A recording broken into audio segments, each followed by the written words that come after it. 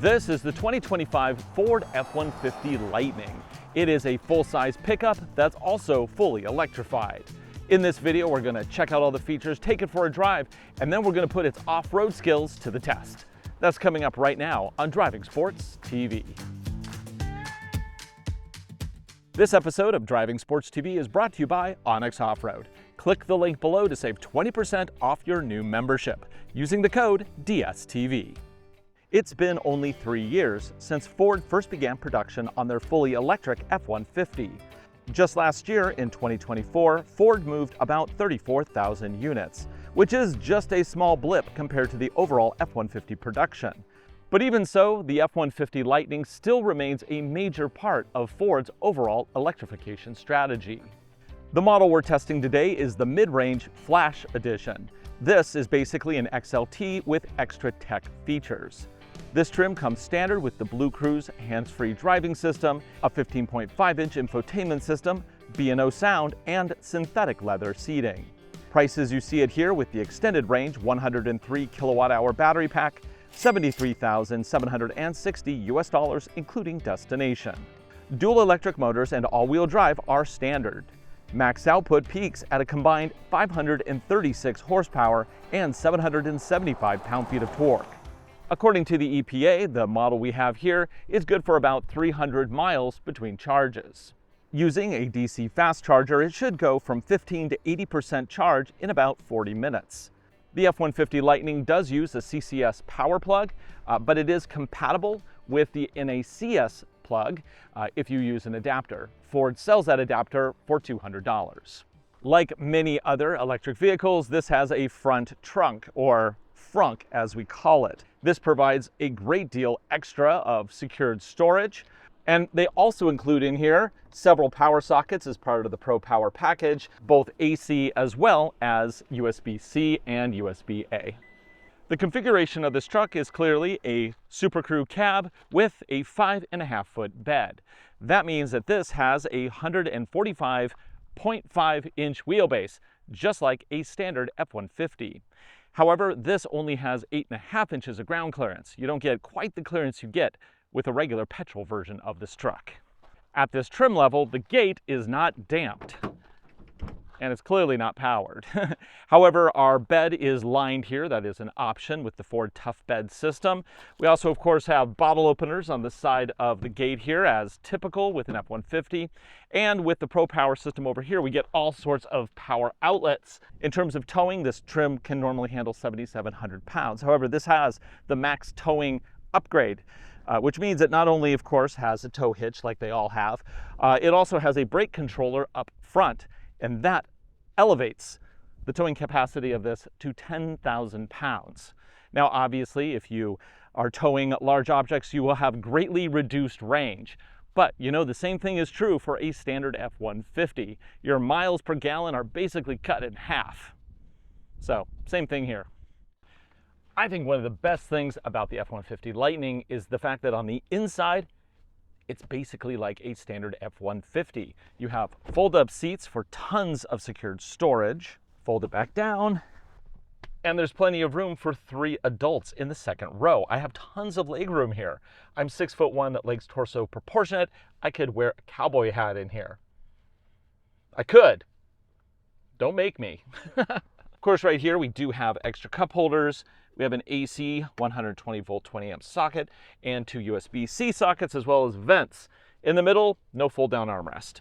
But we do get another cup holder over here in the door. Overall, really nice setup. Up front here, yes, more of the same. This is just like a standard F-150. And I kind of wish that Chevy would take a page out of Ford's book and just make electrified versions of the Silverado. The new Silverado EV doesn't even look like a Silverado. It looks like an Avalanche, which of course doesn't exist anymore. But they totally should have called that product a totally different name, because it doesn't look like a standard Silverado. This is an F-150. It just happens to be electrified. Now, because it is a standard F-150, essentially, you get all of the good stuff that you get in the F-150 cab. This has the optional 15+ inch vertical display, which has tons of information. Not only can you control the minutia of the vehicle setup, you can also change drive modes in here. There's normal, sport, tow haul, off-road, and slippery. There's maps built in, so you can use the built-in mapping. You can configure charge settings. And on the bottom portion, you actually get aircon controls. Now, I would prefer the aircon to be physical buttons and dials, but Ford's been integrating them into their panels, and they're pretty responsive and they're pretty straightforward, so no real concerns there. The dial in the middle is kind of a multi-function dial. If you're in music, it's volume. If you're in climate, it's like seat warmers, because I just hit seat warmers, for example. You also get a heated steering wheel here that you can control down there as well. Of course, this does support wireless Apple CarPlay and Android Auto. Do we get a charging pad for wireless charging? No, not at this trim level. We'd have to go up a trim level for that. But we can charge with USB-C or USB-A as we see fit, and there's a nice little slot to put the phone right there.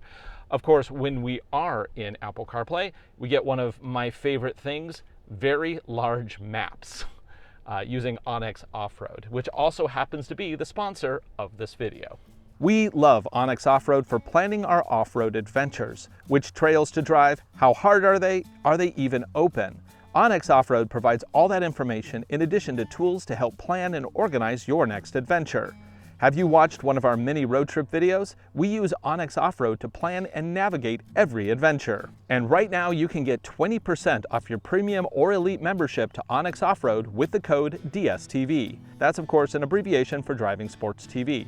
Look for the link in the video description below or click this QR code. Another great feature that was recently added to onX Off-Road is dispersed camping. Yes, it'll actually tell you where you are allowed to camp off the side of the trail, which is very cool. A lot of DNR land has, pretty liberal use of their areas for camping, and onX makes it super easy to know if you're camping in a place where camping is allowed. Okay, now let's bring it back to the Ford F-150 Lightning here. The vertical screen here is quite good for maps in particular because you can really see what's coming up and where things are. The bigger the screen, the better you can view maps. That's great. The other thing that big screens are really good at, cameras. And this does have a full surround view camera system. And we will try that out a little bit later when we go off-road, but this is actually quite nice, and it's a big advantage when you can see it large. Other nice features, we have, of course, a digital gauge cluster, and the gauge cluster is very easy to read, and you can just pull up a ton of different pieces of information to kind of give you what you need to know. And as you change drive modes, it'll also change the display up here as well, which is pretty neat. So go to Sport, changes, tow haul, changes, and then off-road. In particular, it'll not only change the drive mode, it'll also lock that e-locker in the back, reduce traction control, and it makes the whole gauge cluster kind of a yellowish brownish, which is kind of neat. In terms of safety, this thing is loaded. You have blind spot warnings, rear cross traffic alerts, collision mitigation, adaptive cruise control with lane centering, and this also supports Blue Cruise, which is a hands-free autopilot system. Now, the thing about Blue Cruise is that you get, I think it's 1 year free with this truck when you buy it, and then after that, it's subscription. If you use it, it's worth paying for. If you don't use it, then don't pay for it, right? No big deal. We've now checked out all of the main features of this truck. It's time to take it out on the street, and then we're gonna bring it back here to test its off-road capabilities. Let's do it. And of course, the clouds have moved in, and it started to rain. No worries, we have all-wheel drive, of course. Now, what is the difference between this and that XLT Power Boost we just drove? I mean, they look very similar, but the fact is, this of course is all electric. It has no drive shaft from the front to the back. Basically, it replaces that with 2 electric motors. Again, one in the front, one in the back. And it does provide a very different driving experience. First off, all the traditional things like 4 high, 4 low, lock center differentials, all that kind of stuff, it just goes out the window because this is more all-wheel drive like a crossover than a truck. So the nice thing is I just don't have to worry about it. I hit the throttle, whoa, yeah, we just spun the wheels. I just hit the throttle, and even though the road is wet, I don't have to worry about it. Yeah, I can slip a little bit of a wheel because it just has so much power. And of course, it's also rolling on fairly hard all-season tires. But the fact is that we have all-wheel drive all the time, which is just really good, especially if you live in areas where you have, just a wide variation of weather conditions. I mean, maybe not Southern California, but up here in Washington State, all-wheel drive is kind of where it's at. So let's do a 0 to 60. I don't have a timer. It's wet. This doesn't really matter, but let's just see what this can do. I'm going to go ahead and pop it over to sport, and I'm just going to hit the throttle. 3, 2, 1, punch it. Good. 4-wheel spinning. What? That was 60 a long time ago. Okay, how fast is this? Really fast. Like, this is the fastest F-150 I think I've ever driven. Yes, even faster than a Raptor. But of course, this isn't a Raptor. It's not built for like the silliness of Baja. This is a very practical and effective vehicle to drive if electric suits your needs. Now, here in the Pacific Northwest at my house, I pay, about 7 cents per kilowatt hour for power. It's one of the lowest rates in the country. If I charge this at home on a level 2 charger, which is just a standard 240 socket, I would probably never have to pay for gas unless I wanted to go on a long road adventure. And I have several other cars that would probably be better if I wanted to do that. Now, if this was the only vehicle, because this now does support the NACS adapter, even though it has a CCS on the side, it has that adapter that you can get. That means that it's opened up not just CCS power stations, but all the NACS power stations too. And yes, that means Tesla stations. And regardless of how you feel about Tesla, the car company, Tesla, the charging network, is unsurpassed. It is the best. And I love the fact that this truck can now access those all over the United States, which is cool. Of course, driving this, it does kind of feel like an F-150, but it is a little bit better. And the reason, right now I am completely unloaded, of course, and I don't have a trailer attached. This is just basically as light as this vehicle can get, and it rides actually nicer than a standard F-150. And the reason is because this one actually has independent suspension on all 4 corners, and it has coil springs. That makes for a very nice ride. So if you're the kind of person who needs a truck for a truck, but you're not always hauling all the time, and you are using this as your daily driver around town, I mean, the Lightning really does make a lot of sense. And especially if you even look at the pricing, like that XLT with a whole bunch of options that we just tested was north of $70,000. Pretty close to the same price as this truck. But with this truck, if you keep your range within, 300 miles or 150 miles of your house there and back again, you will never have to actually buy gas, except for when you want to go on a longer road trip. But 150 miles, I mean, that's a pretty good amount of distance for daily driving, I think. 150 there, 150 back, doubling that to get the 300-mile mark. So a truck like this actually makes a lot of sense. Now, this also came with the Blue Cruise hands-free autopilot system. I used it just the other day, and it actually is really good. And I also did it on that Power Boost truck as well. It does a good job of basically maintaining hands-free driving on geofenced highways. It doesn't work on little roads like this. You have to be geofenced, which means basically only certain roads are approved. And of course, sometimes if there's obviously construction or some other stuff, it's not a very smart system, so it'll disable if, like, for example, there's construction and the striping is all messed up, which is fine. That's not that uncommon. But it is not really an autonomous system. It's more of just like a deluxe hands-free system, and it does a good job. It'll even change lanes with a flick of the stalk. It'll look for a gap and then make the move. So it's better than your standard adaptive cruise control, but not really not really a fully autonomous system. Not yet. Of course, one of the nice things about F-150s is you have just such great visibility. You're sitting high. You can look all the way around. We also have these cuts in the doors to help you kind of see down the sides a little bit. Big wing mirrors, overall, this is just a really nice driving experience. So yeah, good job, Ford. This does come standard with a number of drive modes. There is no switch or dial for it. Instead, you have to dive into the screen, but at least it's just one click away. And here we get normal, sport, tow haul, off-road, and slippery. In normal mode, obviously the truck just kind of drives like you would expect an F-150 to drive. But if you bump up into sport, all of a sudden everything becomes way more brisk, and you're going to burn through power more because it's giving you like that maximum throttle the moment you ask for it.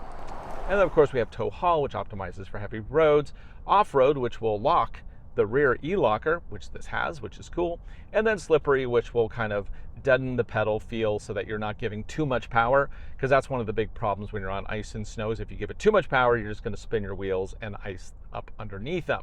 You actually want to cut power in those situations. And yeah, they all feel very different, just like you would expect. And they also change the screen so you can see which drive mode you are in. So on the road, this thing drives great. It's comfortable. You got lots of tech that's easy to use. You of course have the adaptive cruise control, plus the Blue Cruise, which will really help on long distance runs. And with 300 miles of range, you really can go long distances with this truck, which is pretty cool. So like where I am right now, let's pop over to Apple CarPlay. Navigate to Ellensburg, Washington. Getting directions to Ellensburg. Oh, and then when I'm, well, let's see. So Ellensburg is 151 miles. I'm currently out near Gig Harbor, out on the Washington State Peninsula. I could drive from here to Ellensburg and back, theoretically. Now, luckily, I know there are actually several DC charging stations in Ellensburg, so I could basically drive over to Ellensburg without having to refill, give myself half the charge, and I should be able to get back no problem. That, to me, makes a lot of sense. I mean, Ellensburg from here, a lot of people aren't going to make that run, not on the usual. Likewise, if I live in Seattle and I wanted to go skiing up in Snoqualmie Pass, this can easily do that. I mean, that's like an hour each way, and you could do that on one complete charge with this truck. It's only if you're going to go for like interstate travel that it becomes a problem.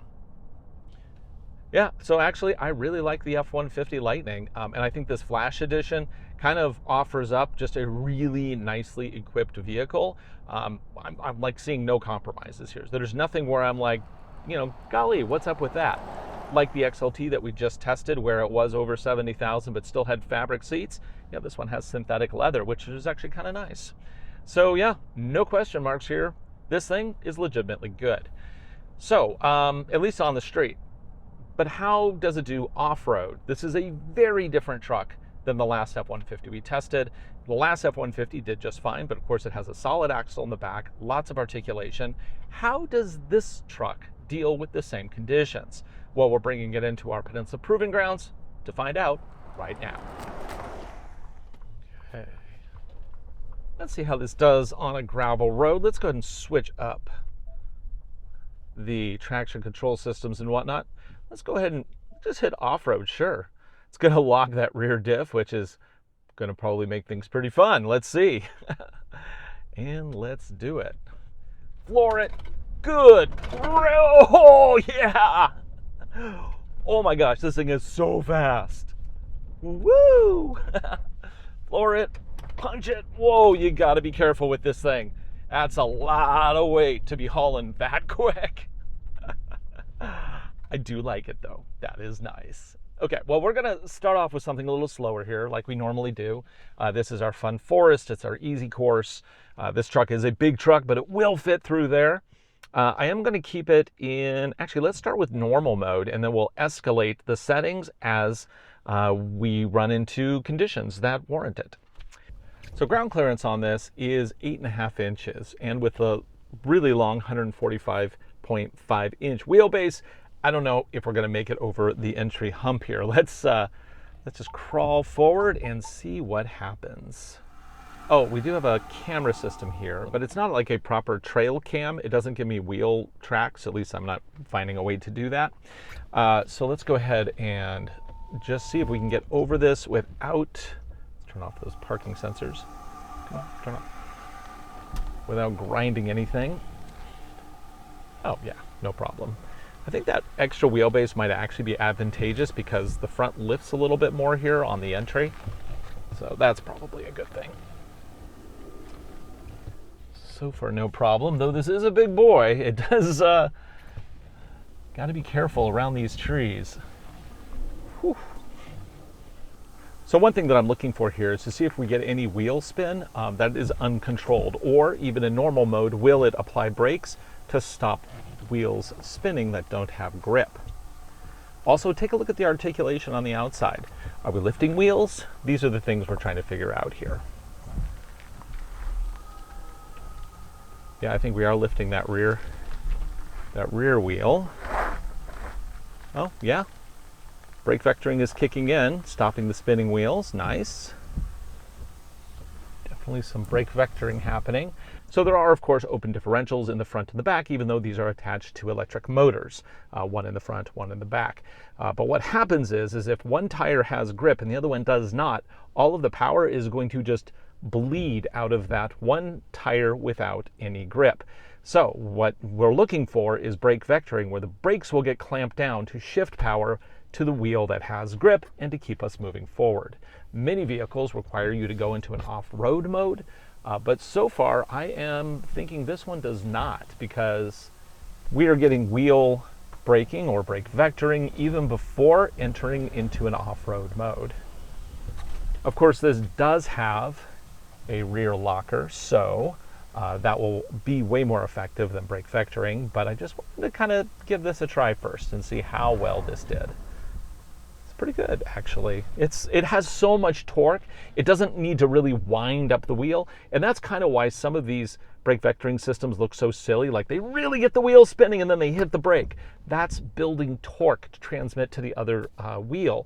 This one, with over 700 pound-feet of torque, it just doesn't need to do that. So the wheel starts to wind up and it's like, oh no, you're spinning, clamp it down, and then it just shifts immediately to the other wheel. Very good system. Okay, well, we got something else here. This does have a hill descent control system, so let's give that a try.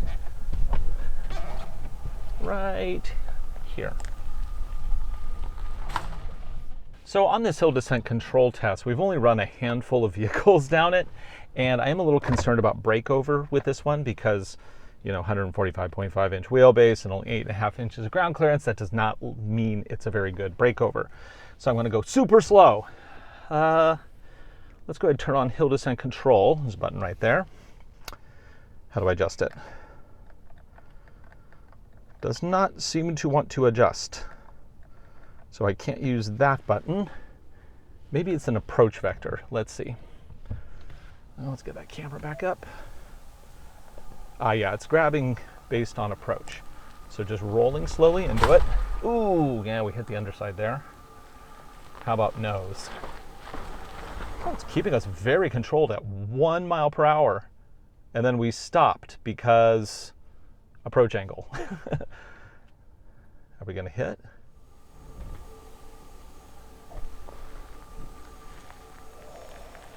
That's interesting. I don't think I've had a vehicle completely stop when it detected the slope changing. That's interesting, but that's really good, actually. You know, it's very cautious. And then I just hit the gas pedal and we continued on. Nice. Well, now let's see how this tackles the moguls. And it has been raining, so they are a little muddy today. Moguls, yada yada. And let's line up in the dark forest. So let's go ahead and set up the vehicle. Now, one of the reasons why I just did normal for that first section is because if you get a Lightning, it's not always going to have a rear locking differential. That's only on vehicles that are equipped with a towing package. For some reason, they require that to include it. But I'm going to go ahead and go to off-road mode here, which is going to optimize my throttle pedal. It's also going to lock the differential, and I'm going to turn off hill descent control because I don't really need that anymore. Okay, let's see what this does. Add throttle. Is the throttle any smoother now? Yeah, they actually do make the throttle more progressive. It's a little slower to respond, which is good because that gives you more finite control over your what your vehicle is doing. Now we're going to hit the first ditch here on the right. Let's get those cameras up. Oh yeah, we're lifting wheels. And the brakes are gripping in. Now, because the rear diff is locked, you should see the two rear wheels kind of move together. But the front wheel, there is no front locker, so we are going to get wheel spin up front. And we're going to go in here, little throttle, and no problem. Oh yeah, got through that easy. Of course, with a rear locker, I'm not surprised. Now let's see if that locker is truly a rear locker on the sand slide. So because it's been raining and sand slide does have some clay in it, it's going to be a little bit slippery, especially on these all-season radials. But you know what I want to do? Let's turn off that rear locker. So this is off-road mode, no locking rear differential. Let's see what happens in the back. Lift high as we can, which should lift the rear passenger side wheel off the ground.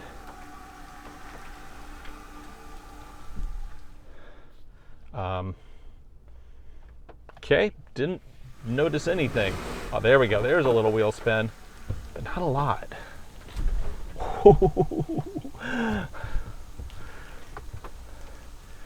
This thing does feel heavy. There we go. Okay, well, I think we've learned what we need to learn about this truck. You know, if I was in the market for a new truck, a full-size truck, I would think this one would actually meet a lot of my own criteria. I don't tow a lot, and when I do, it's usually short distances. My payload needs are not massive. I have extremely cheap power. I mean, really, this F-150 Lightning would work really well for me. And the price of this one is actually less than what I paid for my Land Cruiser 250, which of course is a hybrid 4-cylinder turbo.